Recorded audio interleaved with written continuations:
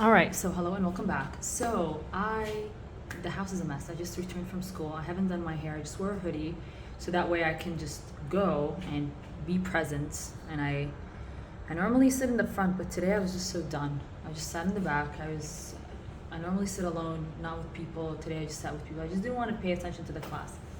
I wanted to talk about today. Um, it's a topic that I was avoiding. I was avoiding it so much to the point where it was kind of, I avoid it every day. So I wanted to talk about the death of my grandpa. So initially, when I first heard of his death, um, how do I say that? I was in school. And my dad texted me. At the time, I wasn't in good relations with my parents for very good reasons.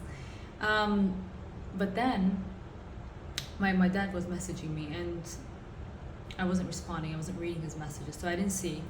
And then my sister messaged me, read what your dad sent you. And he sent me first and last name of my grandpa, the date, and he said he died on that day. And I was like,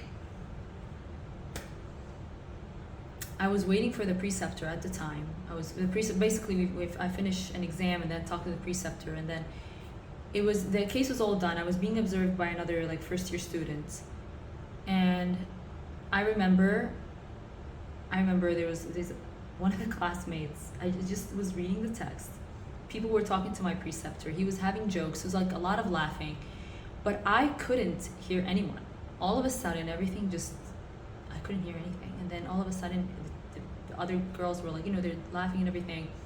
And he knows I was waiting in line. I guess he was trying to mess with me, but I wasn't answering. And then all of a sudden, I hear my name being repeated. Like, he's talking to you. I'm like, let's talk about the case. And I told him this so he can exit the place. But I remember, and I'm not the type of person to want to. How do I say that? I don't like to collect pity.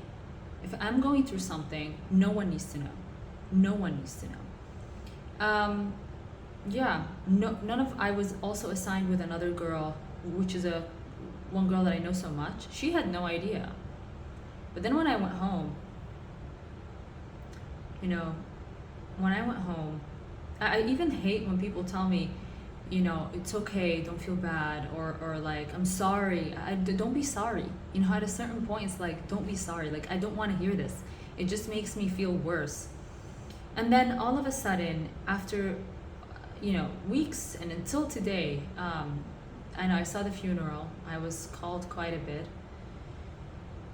I guess to attend, but I'm not the type of person to. No one knew. I didn't tell anyone. Perhaps I told a few people that noticed that I was kind of more detached. I didn't want to talk to anyone. If there's gatherings of people, I don't want to be around them. I don't want to hear people. I started becoming like this, and specifically, I was scared of calling my mom. I haven't talked to my mom in like 4 months, and then I was scared of calling my mom and talking to her and telling her, I'm sorry, my condolences. Imagine me telling my own mom my condolences. Like, it was just so. It was strange. It was very, very strange, and I just became a lot more detached. I didn't want to, and no one knew, except those who really were like starting to get upset with me because I would just leave without talking to them, or come in and they just get upset. So I would tell them like, no offense, but I'm dealing with my own life right now. But then life went on. And yesterday my mom called, and when my mom called me for the first time, she couldn't speak. I hear her pauses, and I know she's crying, and I was pretending I didn't know, and it's hard. It really is hard. And yesterday she was calling, she was laughing, and I know her laughs were fake. It takes, we're all dying. That's what makes me. The way he died was not good. The way he died was not good.